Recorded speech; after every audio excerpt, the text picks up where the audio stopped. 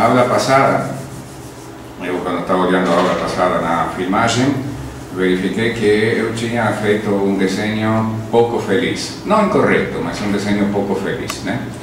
Quando eu falei que quando a gente aumentava a diagonal gaussiana até que a gaussiana ficava definida positiva, então a gente ficava com uma solução do problema, depois de fazer o sistema linear correspondente, e falei que a quadrática original tinha um minimizador na solução desse problema, sujeito a que o tamanho da região estava dado pelo tamanho da solução do problema. Lembram disso? Então eu fiz um desenho onde aparecia uma bola, né? E aparecia a curva de nível de uma quadrática sujeita a essa bola. Só que eu desenhei uma quadrática convexa. Isso está certo, mas não tem graça. A graça é quando essa quadrática é não convexa. Tá? Então eu substituí por este desenho aqui, né? Então é como se a gente estivesse neste ponto aqui, ou seja, no espaço das direções. Isto aqui é direção igual a zero, certo? Aí a quadrática definida pela gaussiana, né? É uma quadrática não convexa. Aqui eu desenhei curva de nível de uma quadrática não convexa, uma quadrática com um autovalor positivo e um autovalor negativo, tá? E então depois a gente aumenta a diagonal gaussiana, com o qual há uma quadrática convexa que fica aí, que bom, essa sim tem a curva de nível elíptica que eu coloquei, tá? E o que acontece é que, relativa à quadrática não convexa que eu tinha originalmente, o minimizador que encontrei, a solução do problema que encontrei é esta aqui, né? Esta direção aqui. Vejam que ele é o minimizador da quadrática não convexa nesta região. Está claro? Bom, o único problema que tinha no desenho anterior é que, para ilustrar que era um minimizador numa quadrática que podia não ser convexa, eu desenhei curvas de nível de uma convexa, o qual não tinha muita graça. Tá bom? Entendo o que quer dizer, né? Isto é o que esse processo de aumentar a diagonal gaussiana faz. Bom, então tínhamos chegado a este ponto aqui, onde imaginávamos que tínhamos um problema grande, né? Que não dava a resolver para fazer Cholesky, não dava a resolver para um método direto, e então a gente apelava a gradientes conjugados. Que você não sabe se é convexa ou não. Então você aplica fórmulas e vai embora, né? Aplica fórmulas, então a primeira fórmula me diz: a primeira direção é a direção de menos gradiente dessa quadrática. Bom, muito bem. Você olha assim, nessa direção, a quadrática ao longo dessa direção é uma parábola, né? É uma parábola convexa, tá? Então, se a quadrática ao longo dessa direção for uma parábola convexa, eu tomo o minimizador dessa parábola e passo ao ponto seguinte. Ok? Se no ponto seguinte calculo a direção de gradientes conjugados. Vejo como é a função nessa direção. Se de novo é uma parábola convexa, tomo o minimizador dessa quadrática e vou para o ponto seguinte. Quer dizer, eu não sou consciente que faço isso. Essas são a fórmula de gradientes conjugados, né? A fórmula de gradientes conjugados é isso que faço. Assim por diante. Ao longo do processo, cada vez que eu calculo a direção de gradientes conjugados e ao longo dessa direção a quadrática convexa, eu continuo. Certo? Em cada ponto onde eu esteja, a teoria de gradientes conjugados me garante: olha, você minimizou a sua quadrática convexa ou não convexa no subespaço gerado pelas direções que você já calculou, ou do gradiente que você já calculou. Esse subespaço, as pessoas que tenham ouvido falar disso, esse subespaço é Krylov, né? Nesse subespaço você minimizou sua quadrática convexa, que até agora nesse subespaço é convexa, restrita a esse subespaço é convexa, tá? No momento que você encontrou uma direção ao longo da qual a quadrática não é mais uma parábola convexa, é uma coisa côncava ou uma reta, tá? aí você para, porque aí quer dizer que você não encontrou uma direção onde você pode ir para menos infinito. Bom, claro, essa quadrática não tem minimizador, e você quer minimizar, a quadrática não tem minimizador. O que é sensato fazer? Bom, parar nesse ponto, aí você parou. Tá? Parou. O pior que pode acontecer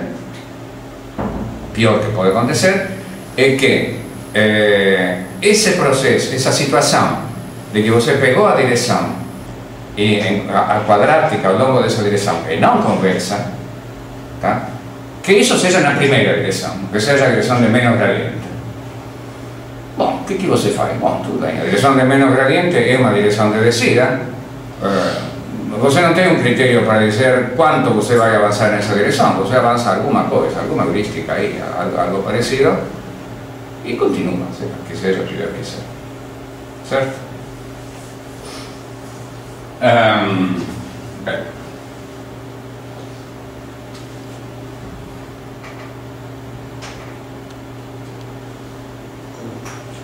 Bom, você poderia dizer que o método de gradientes conjugados dá a você uma maneira de verificar se a matriz que você colocou é definida positiva ou não.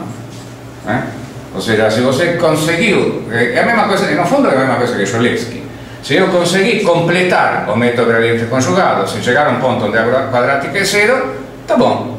A quadrática era convexa, eu sei que essa quadrática era convexa, caso contrário teria encontrado uma direção de curvatura negativa, curvatura zero, a quadrática era convexa, e eu encontrei um minimizador dessa quadrática. Pode ser que não fosse estritamente convexa, que fosse convexa, mas não estritamente convexa, ou seja, que o gráfico fosse assim, né? Mas tudo bem, que eu cheguei a um minimizador dessa quadrática. Por sinal, se ela não é estritamente convexa, se é assim, você pode ver que o minimizador da quadrática que você encontra é necessariamente o minimizador de menor tamanho, né? Um minimizador de norma mínima, isso também é uma propriedade do método. Bom, então o método de gradientes conjugados você executa e me dá uma maneira de decidir se essa era uma quadrática convexa ou não, né? Se essa era uma hessiana definida positiva ou não. Tá? E você poderia dizer, bom, então eu poderia usar gradientes conjugados e se o próprio gradiente conjugado me disse que não, que essa quadrática não era convexa, faço a mesma coisa que eu fazia no caso de Cholesky. Cholesky também me falava isso, né? Então, pego mi, aumento mi e rodo de novo gradientes conjugados. Tá? Bom, tem várias vezes que eu vou colocar isto, né? Que eu saiba, ninguém faz isso. Tá? E cada vez que eu coloco que eu saiba, ninguém faz isso, no fundo é um desafio para que alguém tente fazer e veja o que acontece. Daqui adiante fica um desafio explícito, né? Vocês sabem o que se faz isto com Cholesky. Poderia fazer com gradiente conjugado. Vale a pena? Não vale a pena? Funciona? Não funciona? Eu não sei. Mas, bom. Podem tentar. Inexato e truncado. Vocês lembram de sistemas, né? Quando a gente falava de sistemas, falávamos de método de Newton inexato e de método de Newton truncado. Método de Newton inexato era quando a gente resolvia o sistema linear newtoniano de maneira inexata. Não resolvia exatamente. Por alguma razão, não resolvia exatamente. Método de Newton truncado era quando não apenas você não resolvia exatamente, mas você resolvia usando o método iterativo. As duas coisas se confundem e tem pessoas que usam as duas palavras de maneira indistinta, inclusive muitas vezes Então, quando usamos um método iterativo linear para resolver como o método de gradientes conjugados, falamos que usamos o método de Newton truncado. Tá? O método iterativo linear padrão, digamos, se vocês tivessem que dizer na vida, eu vou aprender um método iterativo linear, você tem que aprender gradientes conjugados, né? Esse negócio de ficar, vamos ver Jacobi e Gauss-Seidel e não sei o que, e outro, bom, tudo é importante, tudo tem alguma razão de ser, mas são grandes métodos de gradientes conjugados, não há dúvida, desde há muitos anos que esse é o método iterativo lineal que realmente se usa. ¿Tá? Se alguém quiser fazer alguma outra pergunta, mas também não se usa determinado tipo de coisa, por favor, façam agora e acabou, calem para sempre. E para você com cara de perguntar. Sim, sim.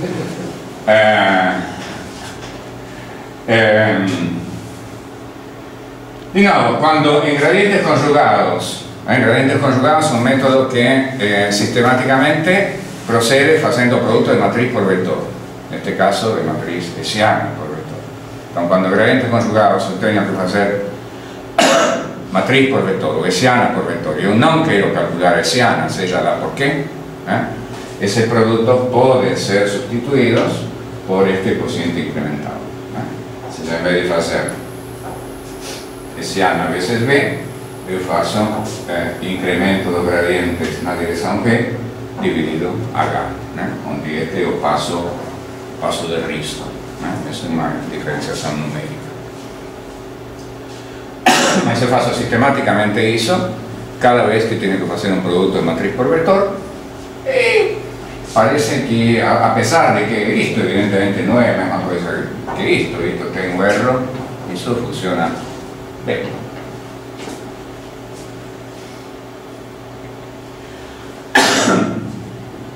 Bom, método Newton discreto, claro, também aqui temos método Newton discreto.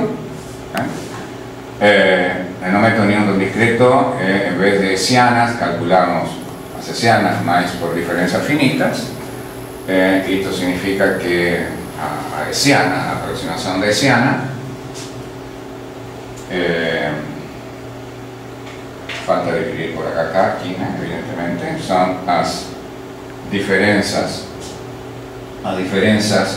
do valor do gradiente no ponto central menos o valor do gradiente incrementado nas diferentes direcciones coordenadas. Esa es cada una de las columnas. Bom, y aquí tengo que dividir por acá, dividir por acá.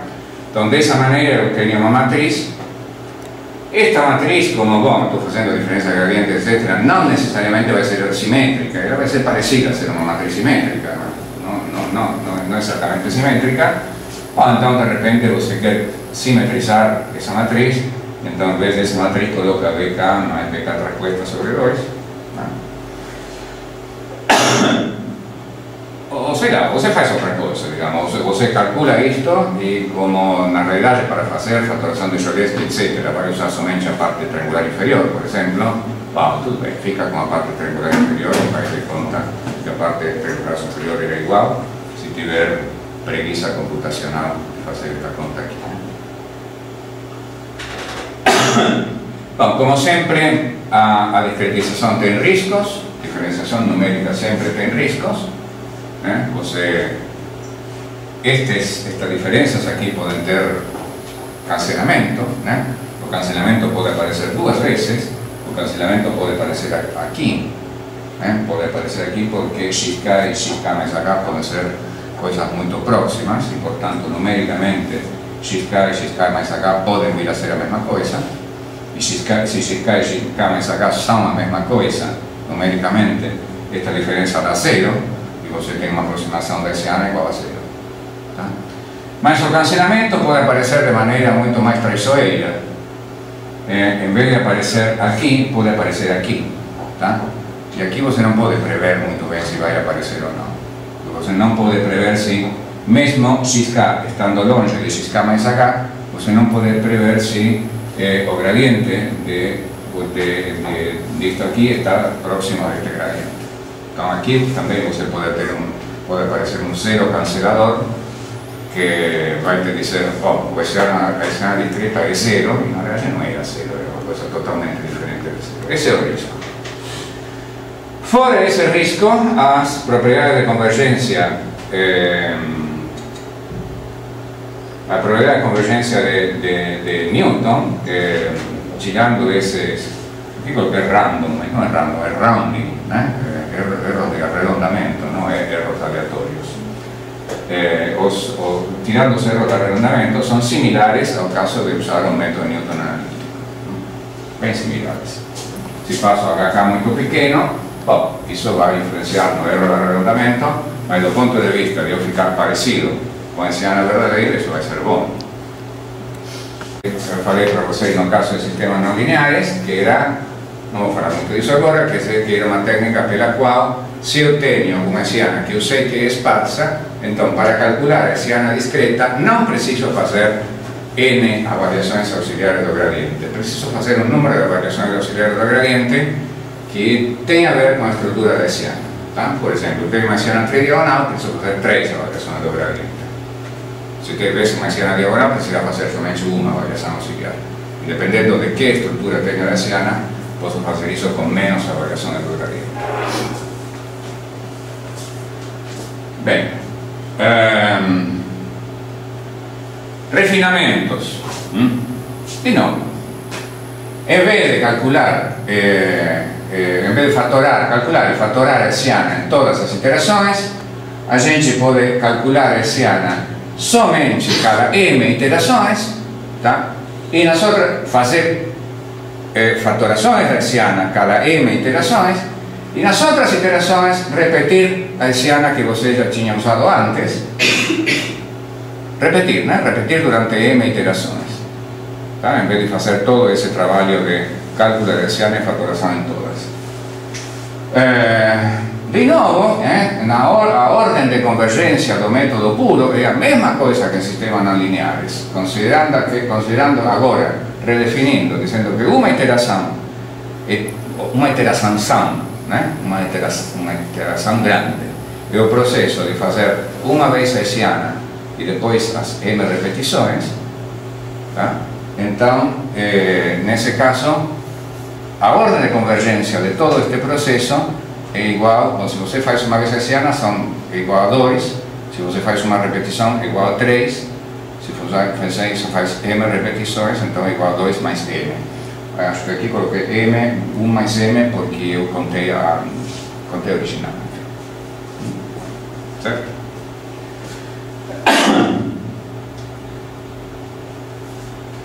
Invariância do método Newton. Também temos invariância do método Newton aqui, né? Neste caso, o resultado relevante de invariância do método Newton me diz que se eu faço uma mudança de variáveis no domínio, uma mudança linear de variáveis no domínio, uma transformação linear no domínio, que me transforma as variáveis no domínio x em outra variável y, e aplico o método de Newton ao problema que resulta nas novas variáveis y, o que obtenho são os transformados pela transformação linear do método de Newton aplicado à variável x. Tá? Bom, também tenho, como tinha no caso de sistemas, uma invariância no contradomínio, mas aqui o contradomínio não tem muita graça, né? Porque o contradomínio é Rn de novo, ou seja, o contradomínio tem a ver com as componentes do gradiente, não é uma coisa que tenha tanto significado como no caso de sistemas não lineares, digamos. Você não faz mudança de variável no contradomínio neste caso, né? Ou não tem tanto sentido.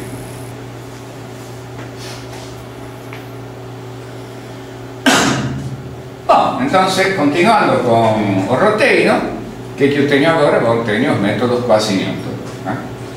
Métodos quasi-Newton, que se chamam também métodos de métrica variável ou métodos secantes, para minimizar uma função.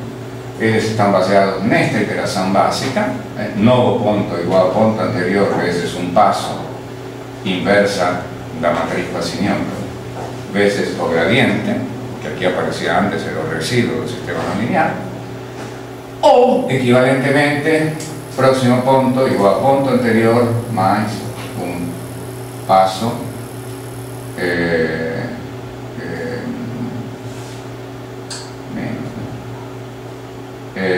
matriz, uma matriz HK, que é o papel de inversa de BK, vezes o gradiente.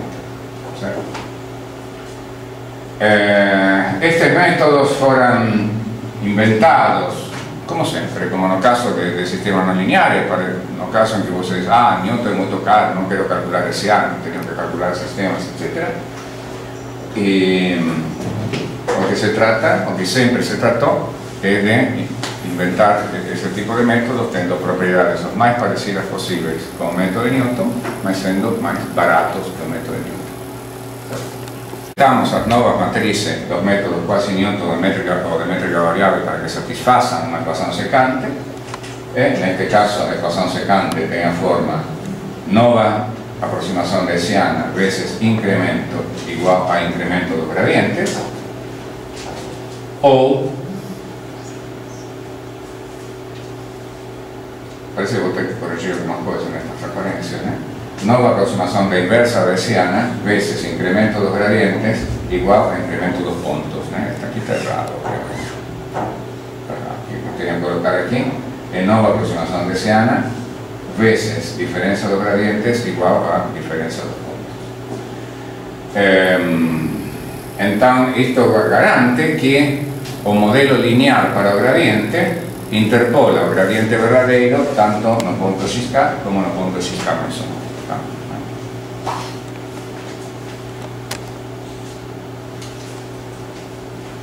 Bom, primeiro método de métrica variável da historia foi o método DFP. Falamos também do DFP, foi inventado por Davidson em 1959. Ninguém deu muita bola durante alguns anos. O paper que ele mandou a publicar foi rejeitado pela revista, mas Fletcher e Powell redescobriram o método em 1962 e provaram propriedades bonitinhas e popularizaram muito o método. É muito fácil entender o paper de Fletcher e Powell de 1972, mas o original de Davidson é praticamente ilegível. Provavelmente essa é a razão pela qual não foi aceito, não deve ter sido bem entendido. Então, a gente vai fazer um método com matrizes H, este é originalmente um método de tipo H, e então vamos querer equações secantes deste tipo, HK mais 1 vezes Y igual a S, ou seja, HK mais 1 vezes incremento de gradientes igual a incremento de pontos. E o que eles propõem é que HK mais 1 seja uma correção de posto 2. Ou seja, que HK mais 1 seja a matriz HK mais uma matriz de posto 1 mais outra matriz de posto 1. Então, se eu coloco isto aqui e substituo aqui em cima, o que eu vou ter? Vou ter que HK mais AY mais BY HK mais A mais B vezes Y igual a S. Se coloco AY mais BY em evidência, fica AY mais BY igual a S menos HKY. Certo? Bom, então o truque para inventar métodos deste tipo é pensar, bom, quando eu quero, sobretudo para lembrar das fórmulas, quando eu quero que isto aconteça, eu vou dizer o seguinte, bom, vou fazer que isto aconteça em dois pedaços, fazendo que AY seja igual a S e fazendo que BY seja igual a menos HKY. Certo? Como quero que as matrizes sejam de posto 1, então escrevo A igual a U vezes su transposta, escrevo B igual a B vezes esse B transposta. Como quero que AY igual a S e que BY igual a menos HKY, então vou querer que U transposta Y seja igual a S e que B transposta Y seja menos HKY. Bom, depois de que eu tenho que U transposta Y seja igual a S, eu vejo facilmente como que eu tenho que pegar U transposta, pegar U transposta, S transposta dividido S transposta Y. Se substitui isto aqui e dá perfeitamente bem. E se eu quero que B transposta Y igual a menos HKY, então em vez de B transposta, ou seja, B de B, coloco HKY, portanto tenho B transposta Y igual a B transposta igual a isto aqui e substituo e dá certo. Então, dessa maneira eu tenho a fórmula DFP, que é HK mais 1 igual a HK mais esta matriz de posto 1 mais esta matriz de posto 1.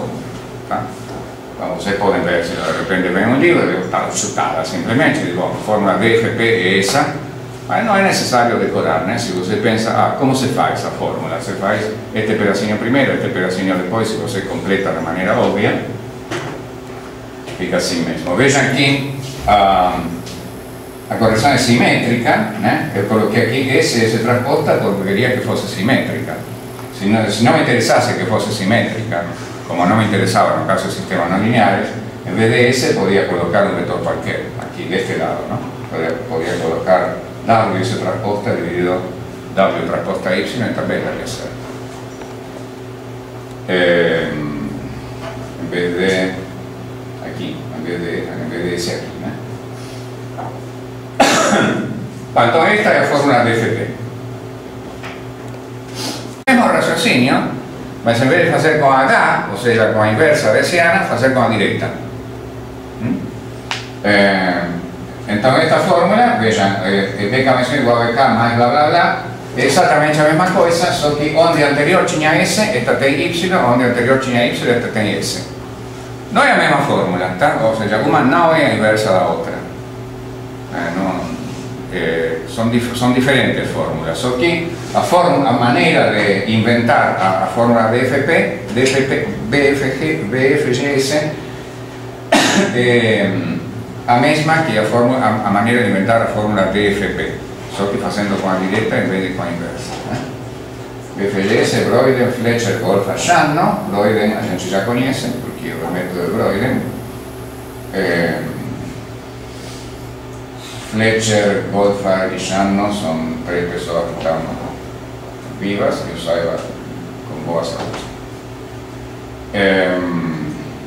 Bueno, y si yo tengo que BK más 1 esta fórmula aquí, consecuentemente HK más 1 es una cosa que tengo que calcular, y esa yo no sé calcular de cabeza, ¿no? Que se tiene que aplicar 2 veces la fórmula de Sherman Morrison, y aquí me da una fórmula complicada que al contrario de la DFP y la BFGS en la forma que coloqué, es difícil de decorar, no es tanto fácil. Aquí ven una fórmula.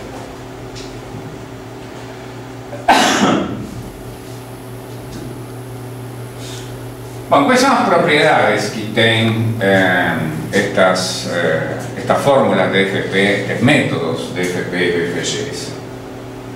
Primera propiedad interesante è che se io tengo una matrice iniziale definita positiva, perché lo começo con identidade, começo con matrice de identidade, e se este producto escalar, o producto escalar das incrementos nos pontos con incrementos de gradientes sempre é positivo, isso tem un significado, né? Este producto escalar, se este producto escalar è positivo, se o que acontece con la derivada direccional es que, bueno, ella viene negativa y ella sobe después, ¿no? Por eso aquí es natural, si usted está haciendo una busca lineal, que usted tenga una derivada direccional negativa, mas que la función haga una cosa de este tipo, y entonces usted termine en un punto donde la derivada direccional es positiva, o por lo menos no es tan negativa como era. Entonces esta condición es natural, si usted hace una busca lineal razoável, né? O sea, não é natural que você tenha uma derivada direcional negativa e depois pare em um ponto onde a derivada direcional é mais negativa ainda. O natural é parar quando sua função já deu uma voltinha, ou se não deu uma voltinha, está para dar uma voltinha, tá? Não quando falta muito para ela, né? Então, esto dá para provar que se a matriz inicial definida positiva definida positiva y todos estos productos escalares son positivos, entonces todas esas matrices que ven después, todas esas HK o todas esas BK que ven después, también son definidas positivas. Y consecuentemente, lo que usted hace en cada iteración es minimizar una cuadrática estrictamente convexa. Por tanto, usted hace eso resolviendo un sistema, que en general ven de grasa, porque usted tiene HK. Si você faz o HK é como se você tivesse a hessiana invertida e você está acrescentando 2 matrices de posto 1, então é uma continha, né? Então as iterações estão bem definidas, né? Ou seja, você está sempre trabalhando com matrices positivas definidas, está como invertindo matrices positivas definidas o tempo todo, são não singulares e essas iterações não tem problema, não tem nada que as faça mal definidas.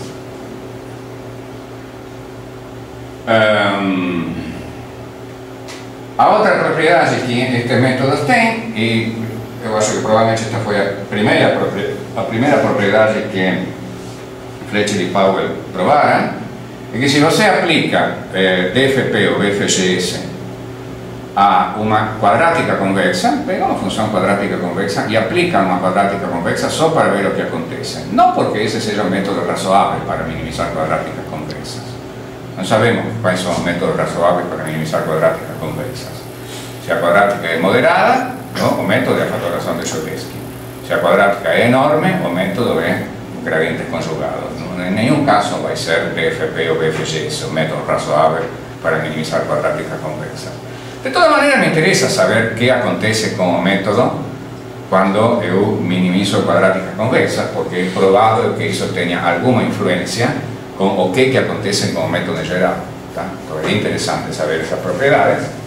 Entonces, lo que dice este teorema es que si yo aplico DFP o BFGS a una cuadrática convexa, entonces encuentro la solución de la cuadrática en no máximo n iteraciones, como si fuese un método finito. Digamos, tiene la misma propiedad que gradientes conjugados.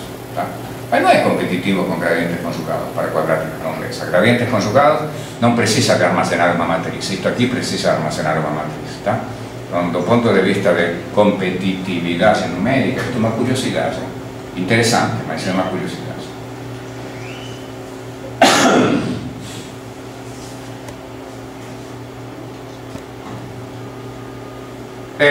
Antes de continuar con esto, voy a voltar para anterior porque algo que vale la pena relatar, que es lo siguiente. Além de BFP y BFGS, usted puede pensar todos los métodos que son una combinación de BFP y BFGS. Digamos, todos los métodos son de matriz teta veces de la matriz BFP más 1 menos teta veces la matriz BFGS. Bueno, ese método tiene la misma propiedad que con cuadráticas convexas. Y lo que es interesante es que si usted aplica esos métodos no a cuadráticas convexas, mas a una función geral, absolutamente geral, todo el mundo dice, bueno, son métodos diferentes. Naturalmente, sí, son métodos diferentes. Ahora, hay un teorema famoso, debido a Dixon, muy contigo también,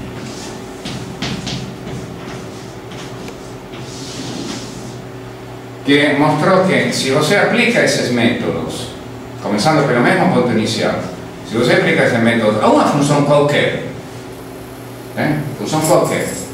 mas siempre tomando un comprimento de paso que me lleva al primer minimizador local a lo largo de esa dirección, ¿está claro? La primera vez que aparece un minimizador local, ahí yo paro y tomo eso como punto siguiente. Entonces todos esos métodos producen exactamente la misma secuencia. Este fue un método, un teorema muy sorprendente en ese momento, porque de alguna manera en aquel momento parecía estar hablando de que tanto faz, você podía usar cualquier uno de esos métodos y todos se iban a dar la misma cosa. Sí, todos se iban a dar la misma cosa, mas no caso en que você calculase el comprimento de paso pegando o primeiro minimizador local ao longo da direção. Coisa que no fundo você não faz nunca, você faz coisa de tipo chuta, faz armejo, etc. e tal, e aí os métodos não são diferentes, não são iguais, aí os métodos viram diferentes.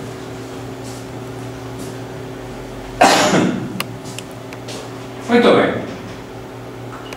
Outros métodos, este se llama método Powell-Symmetric-Broyden y este se llama método de corrección de posto 1. ¿Por qué ROC? Bueno, porque Run One Correction. Y en realidad esa no es la sigla que se usa en inglés, porque escribí esa transparencia tienes que decirlo, la sigla que se usa.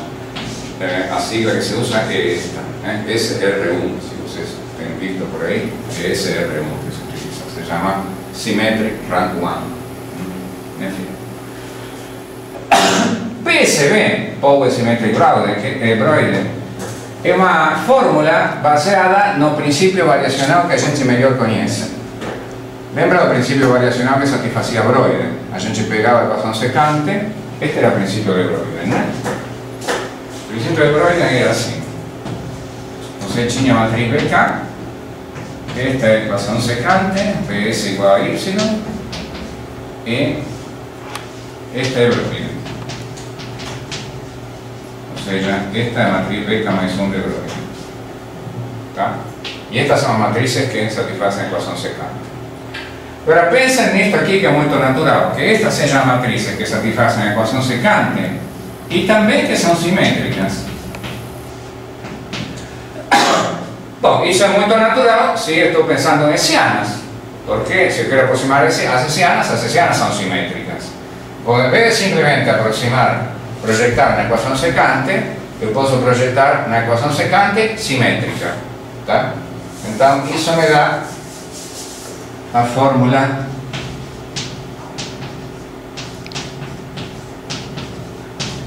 Powell Symmetric Broider.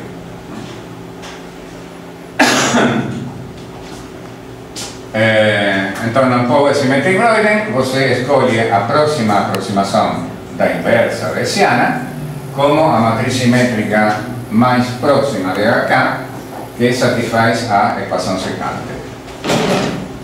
Ese es el Powell Symmetric Broider y de nuevo la fórmula no es simple, por tanto no me quedo. Y otra fórmula popular es la fórmula de corrección de posto 1. En realidad la fórmula de corrección de posto 1 es la fórmula natural que você cria algebricamente. Cuando você cria, lembra cuando a gente cria algebricamente, você coloca en Broider, você coloca BK mais 1 vezes S igual a Y. Tá? Então fica que BK mais 1 tem que ser BK mais YK menos, bom, Y menos BS, S transposto dividido S transposto S.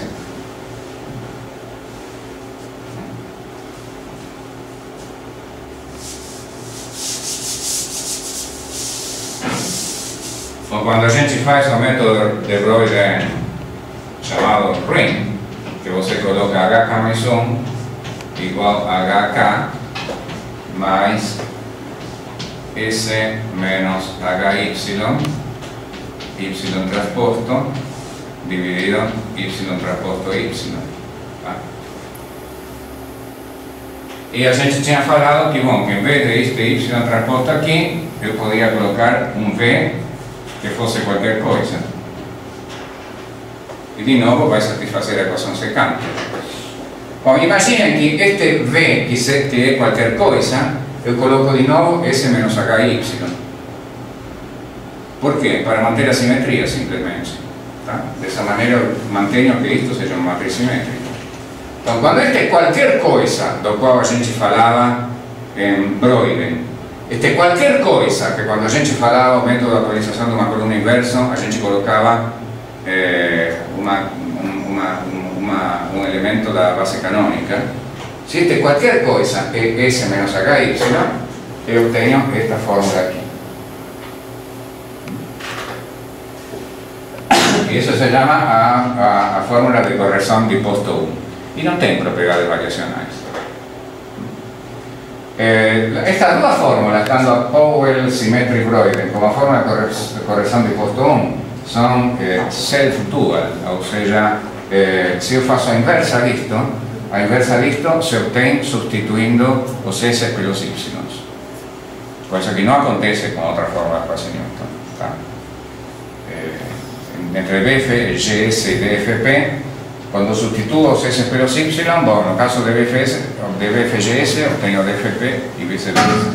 Aquí no, aquí si yo faço a fórmula directa que sustituye los S pelos Y, voy a obtener el mismo método. Só que diré.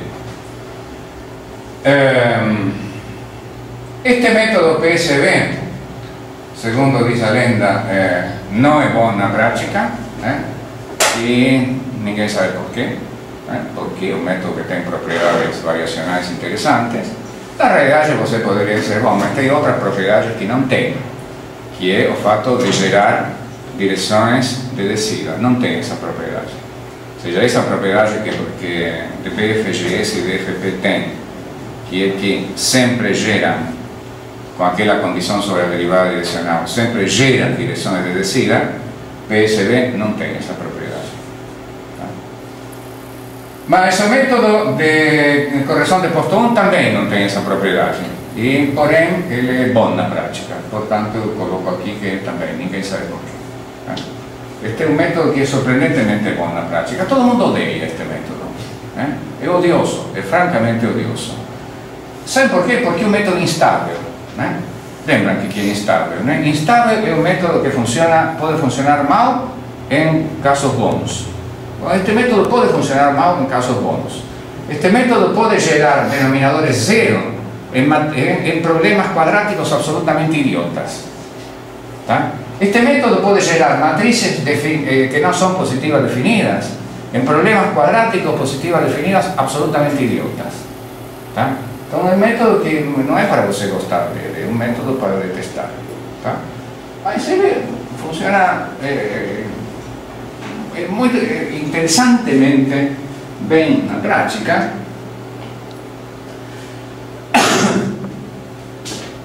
E a razão, eu acho que a razão é que ele tem uma propriedade que sim é muito interessante. Se ele funciona, se você aplica uma quadrática e se ele funciona, então na iteração n mais 1 te dá a solução. Então você sacrifica por um lado essa propriedade de criar direções reduzidas, estabilidade e tal, mas por outro lado, se você aplica esse método, uma quadrática, e não faz nenhuma busca, não faz busca nem coisa nenhuma, faz com passo 1, de maneira totalmente ingênua. Você programa, vai para sua casa e programa, faz passo 1, Bom, com probabilidade 1, você encontra a solução do seu sistema, você encontra o minimizador da sua quadrática. Mas ainda, se seu problema não for quadrático, se o seu problema estiver definida por uma matriz, perdão, se o problema for quadrático, mas a matriz não for definida positiva, e você aplica também de maneira totalmente ingênua esse método, okay, em n mais 1, se funciona, ou seja, se não aparece um denominador zero pelo meio, então se funciona, então na iteração n mais 1 você encontra a solução do sistema. Então, aparentemente, essa propriedade é o suficientemente poderosa como para que isso muitas vezes funcione bem na prática, independentemente de toda a antipatia que nos produz o fato de usar métodos instáveis.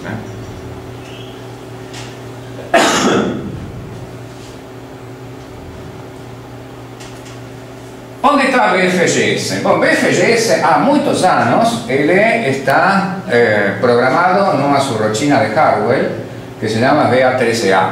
BA13A é uma subrotina programada pelo próprio Michael Powell, com todo o estilo de programação de Mike Powell, que é muito interessante ler subrotinas escritas por ele. De fato, eu aprendi a programar lendo subrotinas escritas por ele. Por isso, meus programas são tão bem estruturados e estão tão desprovistos de go-to. Isto aqui é uma ironia, porque as pessoas que viram programa feito por mim sabem que eu não omito nenhum go-to quando preciso. Mas estou amparado por mestres ilustres, que é Powell. Powell também está cheio de go-to. Ele não se preocupa por essas coisas que os computeiros se preocupam de dizer, não, go-to jamais. Algum computeiro recalcitrante aqui? Deve ter. Tadeu, você tem cara de computeiro recalcitrante. Eu? Coitado.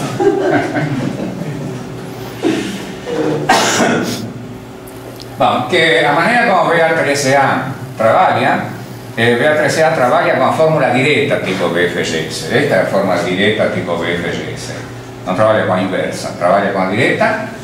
Trabalha então e começa com a fatoração de Cholesky, por exemplo, com a fatoração de Cholesky da identidade, e depois modificando a fatoração de Cholesky usando processo de álgebra linear, esse processo de álgebra linear que modifica a fatoração, calcula a fatoração de Cholesky desta matriz, usando a fatoração de Cholesky desta e usando esta informação aqui.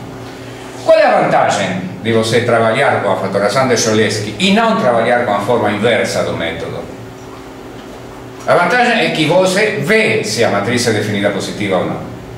Você quer matriz definida positiva. Se eu trabalho com a inversa do método, não sei, eu posso perder a positiva definição, posso perder a definição positiva por erro de arredondamento, no meio aí, bom, se perdeu. Se eu trabalho com a fatoração de Cholesky, não posso, porque estou vendo a fatoração de Cholesky, se a fatoração de Cholesky nova que se me produz aí tem um zero na diagonal, um elemento muito diferente de zero, ou uma coisa menos um, sei lá, um negativo e tal, modifico simplesmente. Então não posso me enganar, não vou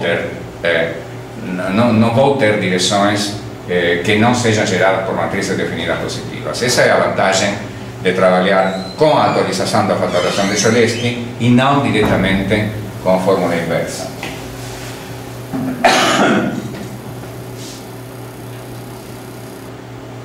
Bom, entretanto, tem gente que trabalha com a fórmula inversa. Como vocês veem, aqui não há afirmações universais. Cada vez que a gente diz isto é bom, você vai encontrar alguém que não faz o que é bom. Quando eu digo BFGS é bom e correção de posto 1 não é bom, tudo bem, mas você vai encontrar pessoas que fazem a correção de posto 1 e tudo bem. Quando eu digo trabalhar com a fatoração de Cholesky, atualizando a fatoração de Cholesky é bom, e trabalhar com a fórmula inversa diretamente não é bom. Bom, eu vou encontrar pessoas que trabalham com a fórmula inversa e são muito felizes e tem programas que funcionam bem, etc. Tá? Em particular também há um programa famoso que é Channo e Pua, não sei quem é Pua, mas Channo é aquele mesmo senhor de Broider, Fletcher, Goldfarb e Channo, que, como eu falava para vocês, que o Saiba está vivo e tem boa saúde, eles têm um método com a forma inversa e acho que funciona bem. Muito bem. Eu faz muitos anos que eu me pergunto, bom, mas eu tenho o método de Newton discreto e eu tenho a VA13A. Tá? O método de Newton discreto e a VA13A se aplica ao mesmo problema, essencialmente se aplica aos mesmos problemas. Você não vai encontrar no século XXI nenhuma comparação séria que me diga, bom, é melhor o método de Newton discreto ou melhor a VA13A. Isso não existe. Se alguém quer fazer, pode fazer, mas é uma coisa que no século XXI não tem sido feita. Se não foi feito no século XXI, bom, você mas deve ter sido no século XX. Sim, foi feito no século XX, até nos anos 70, 80 foi feito, mas com ferramentas e com listas de problemas, com banco de dados muito menor que o que pode ser feito hoje. Portanto, o fato de você responder, bom, tenho problemas de até 100, 200 ou 300 ou 400 variáveis, que seria mais ou menos o escopo onde eu poderia pensar em usar tanto o método de Newton discreto como o VA13A. O que é melhor? Não é uma pergunta que esteja bem respondida. Para começar, bom, não está bem respondida, simplesmente. Nem usando pacotes estándar, pacotes que existem programados por aí.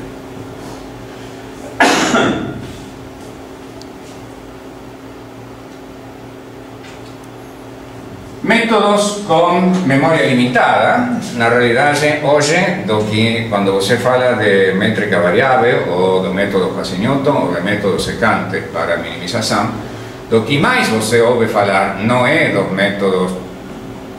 método programado em VA13A, por exemplo, mas você hoje ouve mais falar dos métodos com memória limitada. O método com memória limitada é a mesma filosofia que os métodos com memória limitada para sistemas não lineares. Ou seja, em vez de calcular e atualizar BK ou HK como você quiser, então você pega a primeira matriz, você pode ter uma matriz simples, diagonal, por exemplo, a identidade, uma coisa assim, e o que você vai atualizando, o que você vai armazenando, são os vetores que contribuem à atualização. Você vai carregando esses vetores que contribuem à atualização, em vez de atualizar toda a matriz. Então, se você tem um problema que tem muitíssimas variáveis, não sei, 10.000, 100.000 variáveis, é natural que você armazenar uma matriz de 100.000 por 100.000, bom, não é pouca coisa. Agora, você começar com uma matriz diagonal de 100.000 por 100.000, bom, essas são 100.000 posições. Depois, cada vez que eu faço uma atualização, eu acrescento na minha memória somente os vetores que intervêm na atualização.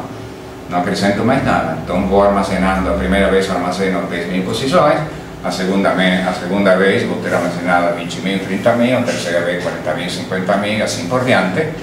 Bom, até um número de iterações no qual a coisa já começa a ficar muito cara, ou tanto em termos de tempo de variável, e aí eu posso começar de novo, ou posso fazer alguma outra coisa que me permite um aproveitamento melhor, que não vamos falar aqui. Então, este outro experimento, bom, o método mais popular deste tipo de memória limitada con Quasi-Newton se llama LBFGS-B. BFGS, por BFGS, proviene del Goldfarb-Shannon, L por low memory, y B porque era segundo, ¿no? El primero era tercero, ¿no? Escrito por Liu y Nocedal, y es un método muy popular, ¿no? Todo el mundo conoce, muchas personas conocen, usan, es bem popular. Con eso você resolve problemas muy grandes.